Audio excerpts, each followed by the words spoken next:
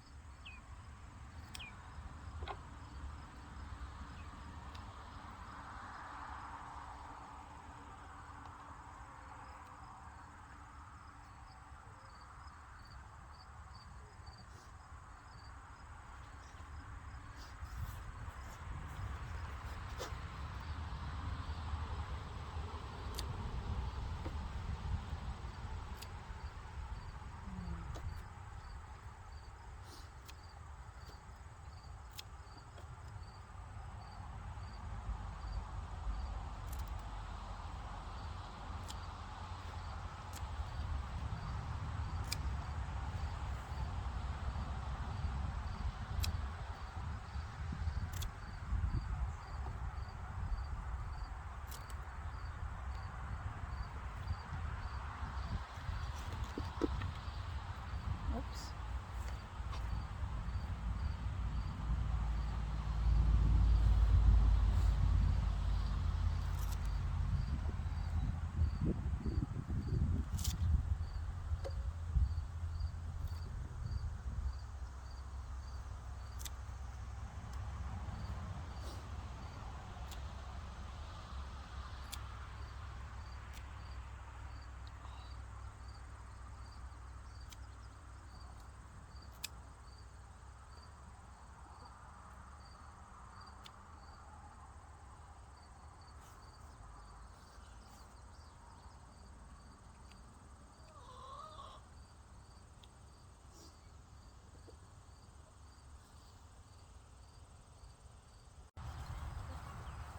This is lemon thyme.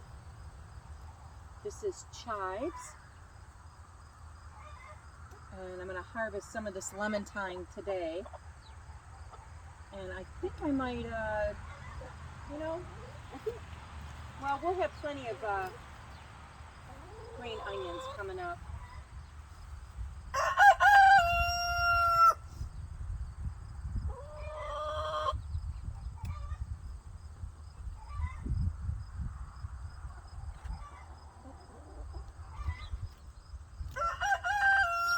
This lemon thyme comes up every single year.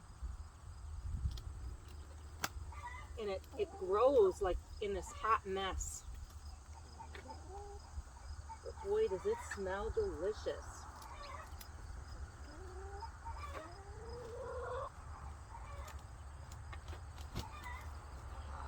It gets late sun over here in the corner. So the afternoon sun.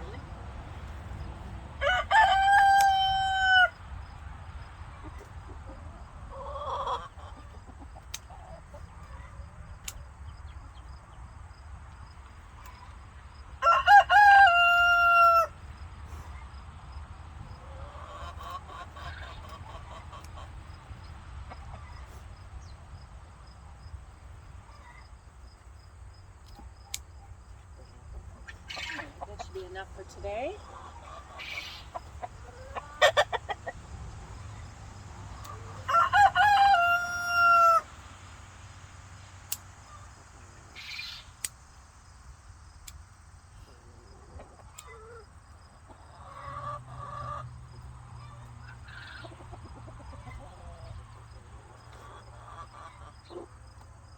We're gonna have Mexican stuffed peppers tonight. So when I'm doing herbs, especially lemon thyme or thyme, I bought this. Now it works good on some, but when it comes to lemon thyme and thyme, it doesn't work. It's easier to just, I'll show you. You just go backwards against, it's kind of like against the grain. You start from the top and you just, whoops, and you just pull them off the stem, just like that. And it is tedious, but to me, it is well worth it. And you just got to be able to grab it and pull it backwards on the stem, just like that. It was growing upward like this, but you can't pull them off going down that way. You have to hold them by the tippy top like this. Hang on to it. Whoops. And then just pull them backwards like against them. And after a while, this will fill up. Not a whole bunch, but I enjoy doing it because it's fresh. No herbicides, pesticides, fertilizer. My theory around here is the strong survive.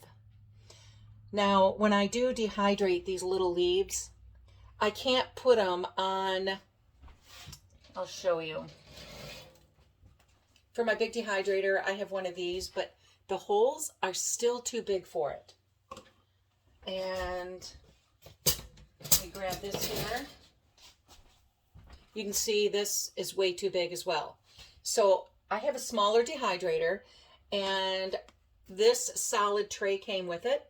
So when I put this lemon thyme in the bigger dehydrator, I'll put it at the very top.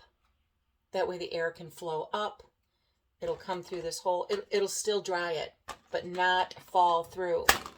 Also, if you have a dehydrator, you usually get one little mesh net like this, so nothing falls through. So if you buy these little shelf liners, they come in rolls.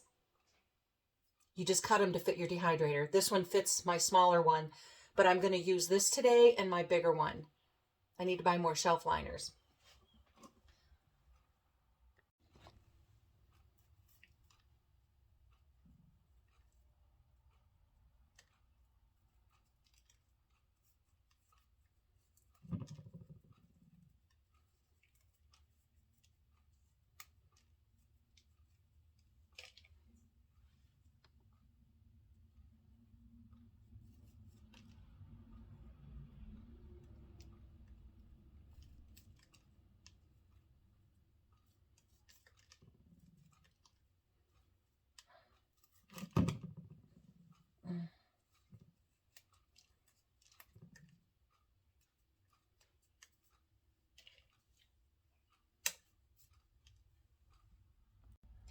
When I'm doing my thyme, it is time consuming, no pun intended, but this is going to take me a while. I could sit here and I don't mind doing it. It's therapy. I love it. It smells wonderful. But I am going to work on this throughout the day in between my other projects. It'll be like when you put a puzzle together, you walk by, you look for a piece, put it together, and I'm just going to do this with my time until this is all done. But right now, I am going to start working on my dill. I love dill. It dehydrates really, really nice. All you have to do, I mean, you don't even have to take it off the stems, because when it dries, you just touch it and they fall off. Oh, it's beautiful. So I'm going to show you how I do mine.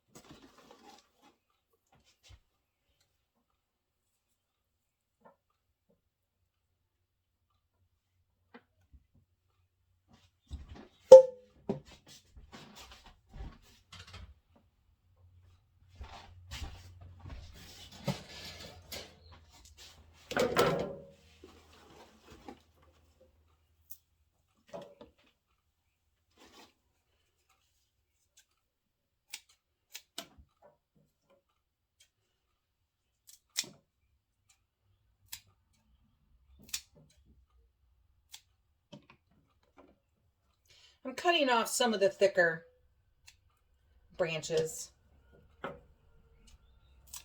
We're not going to use the actual stems.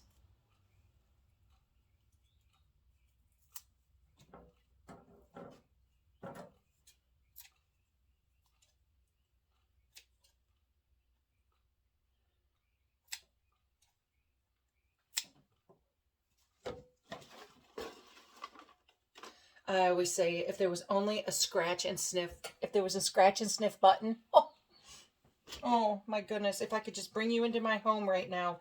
And this dill, when I'm harvesting it, it smells like licorice. Oh, I love it. And when we dehydrate these, we're just going to put it on about 100 degrees. You want to do your herbs slow and steady until they're dry. If you heat them too much, you know, if your temperature is too hot, then I guess it takes away the flavor. I'm putting down these shelf liners from my smaller dehydrator, and I just layered them on here to cover each one of the holes. I am doing oregano right now, and it's pretty simple. I mean, sometimes these work and sometimes they don't.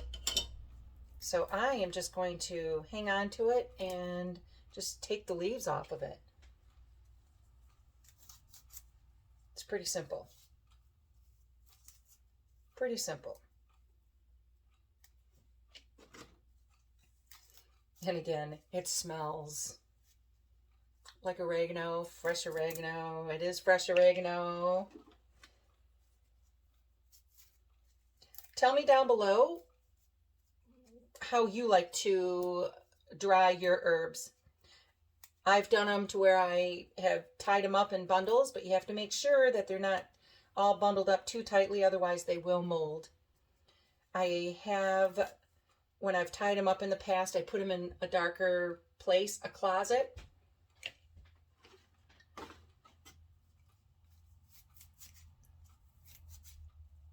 And again, I'll be dehydrating these at 100 degrees, and then I'll just put them on for like 8 hours. I'll go out there and check them throughout the day. My big dehydrator's out in the garage right now because I was doing peppers, hot peppers, and you don't want to dehydrate your peppers in the house. It'll burn your eyes.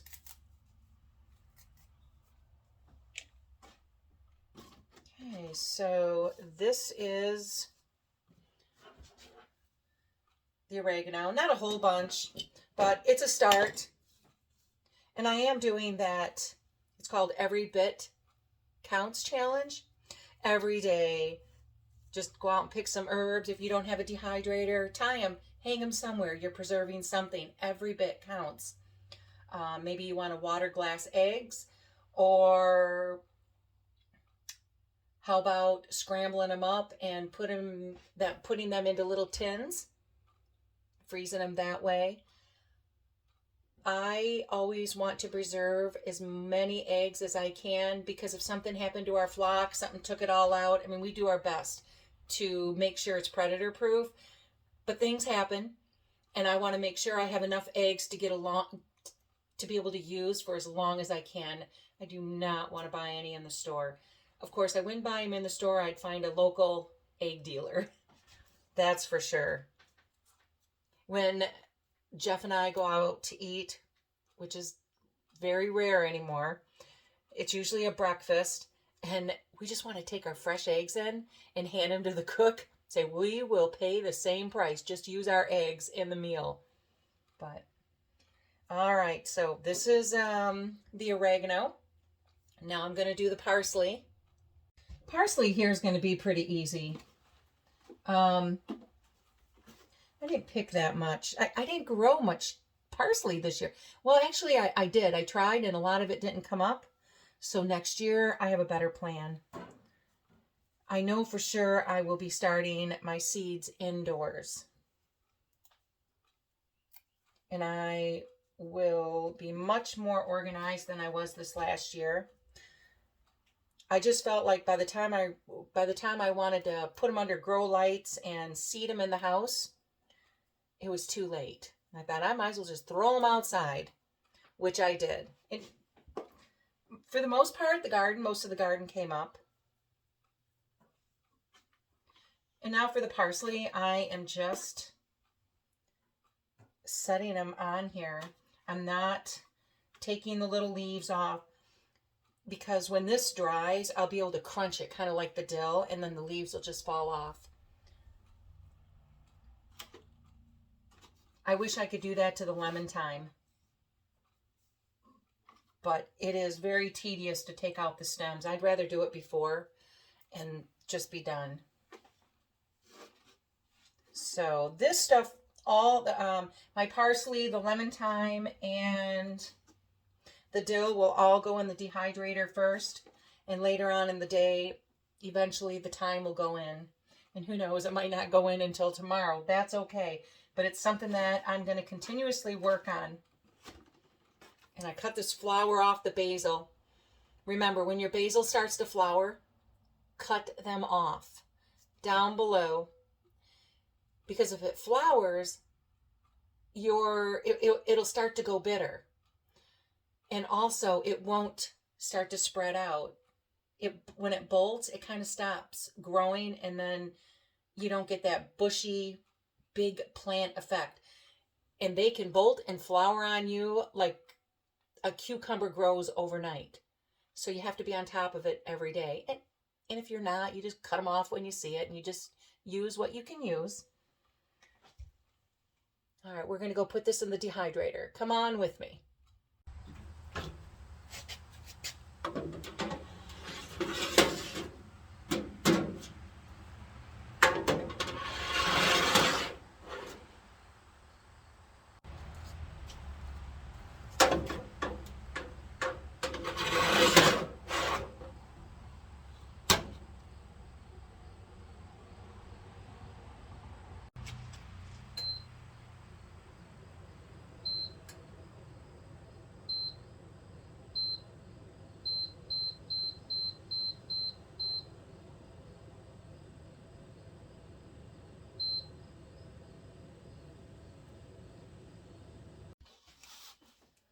Yesterday, I blanched a bunch of green beans, dried them off, put them on cookie sheets to freeze them overnight. And now I'm going to vacuum seal them in bags, because we're not going to eat them up within the next month or two. I am going to vacuum seal these for long-term storage. But what I did previously is I did blanch a bunch of green beans as well prior to yesterday, and I just put them in,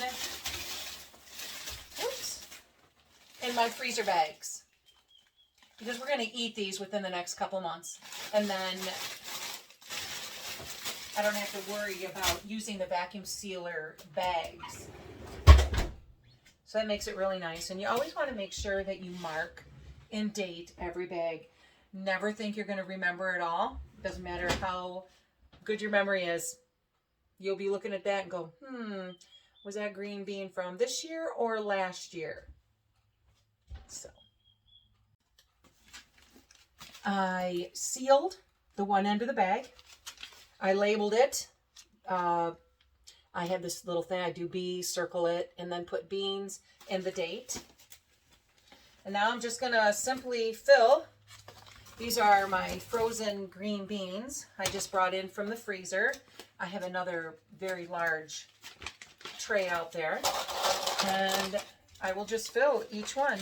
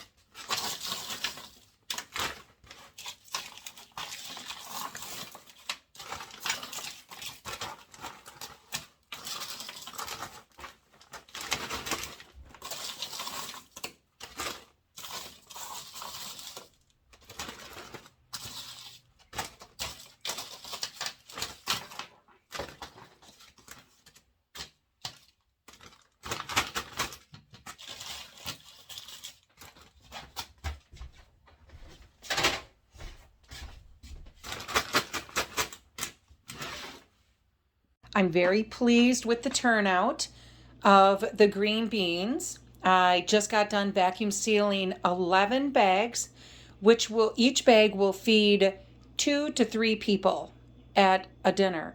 So, my friends, that is anywhere from 22 to 33 dinners. And yes, I'm still working on my lemon thyme back there. The bowl is getting a little bit more in there, but I just, as I'm doing other things in between, I just keep peeling the lemon thyme.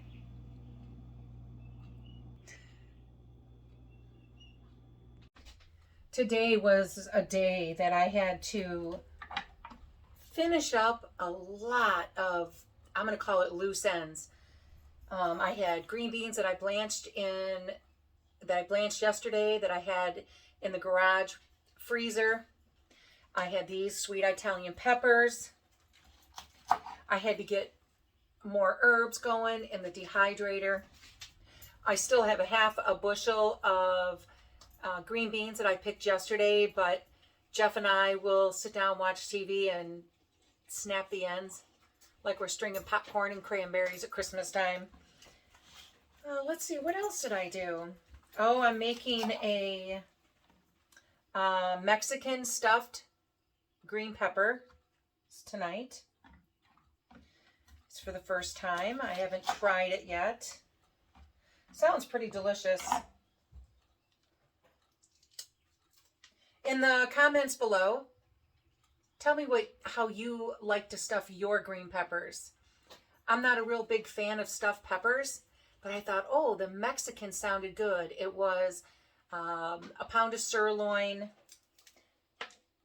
teaspoon of cumin, a teaspoon of chili powder, which I did a teaspoon of chili powder and a half a teaspoon of, it's called 6 chili powder. 2 cans of salsa, which I used 2 pints, my homemade. A cup of rice. Oh, an onion. And right now it's simmering, so the rice will cook. And then you stuff your green peppers and put it in the oven. And then you top it with cheese at the very end. So it sounds pretty good. And then we're going to have some fried zucchini on the side. We're going to slice them long ways, and I'm going to mix some flour and panko breadcrumbs with an egg wash. And we will have Parmesan cheese in there as well. And I will fry that up in a cast iron pan. It's my favorite when you're frying any kind of food. I just love it. It's delicious. And in the comments below, let me know how you like your fried zucchini. How you like to fry it. I've always fried it in the circles, you know, and breaded it with whatever I could find, and then fry each one. But I think it'll be fun to try the long strips tonight. It'll be nice. Something a little different.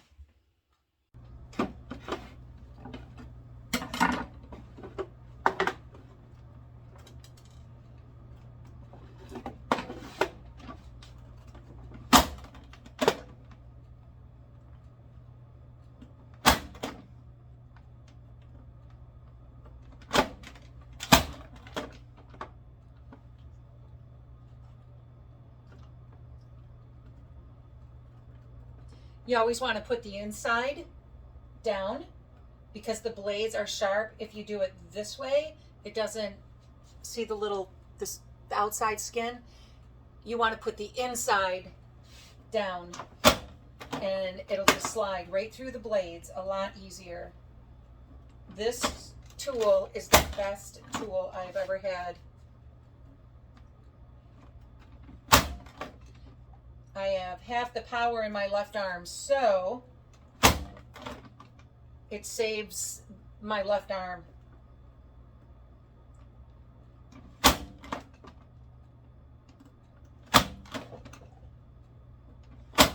So that one of them, it was upside down, so it didn't cut all the way through, but I mean, I'm just going to show you. Look, they're perfect. Perfect. They're beautiful. When I make my macaroni salads and cut my onion and my celery, it like everything inside is perfect. So I got them all cut up, and now I'm going to put them on a cookie sheet. And I like to use parchment paper. If you don't have it, it's okay. Just put them in there, make sure they're frozen completely, and then they'll just all come off when you're ready. Grab a cookie sheet here.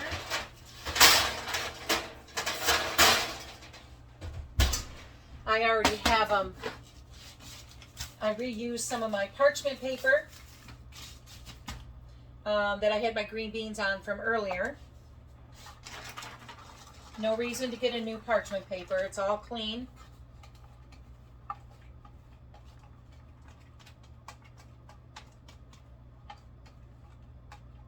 And I'm so glad that I came across the Every Bit Count challenge. I love it.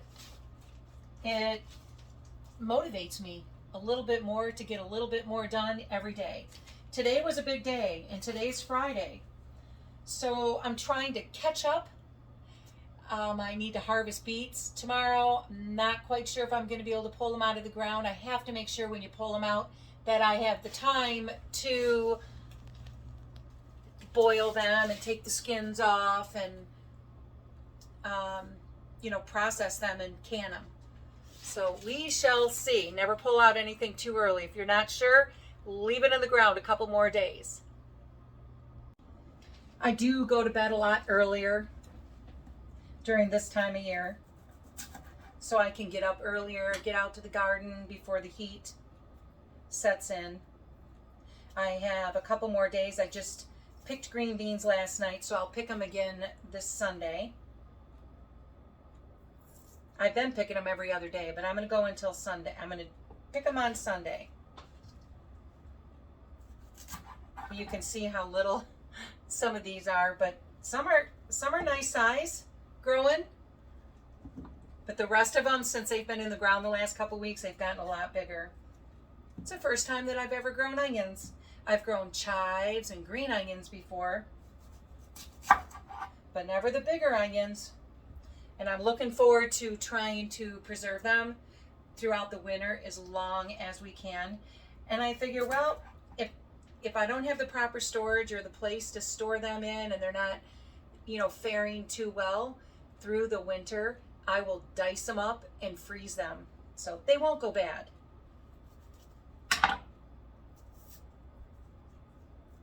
All right, so, whoops, got another one here.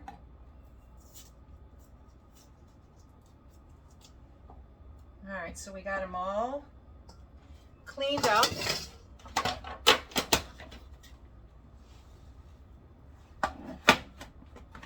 Oh, I forgot I have to. Gotta cut them up here.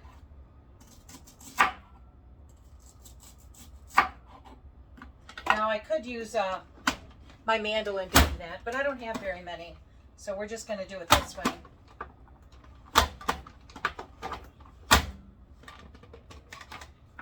Look how nice. Yeah, I'm going to finish these up, get them on my parchment paper, and put them in the freezer.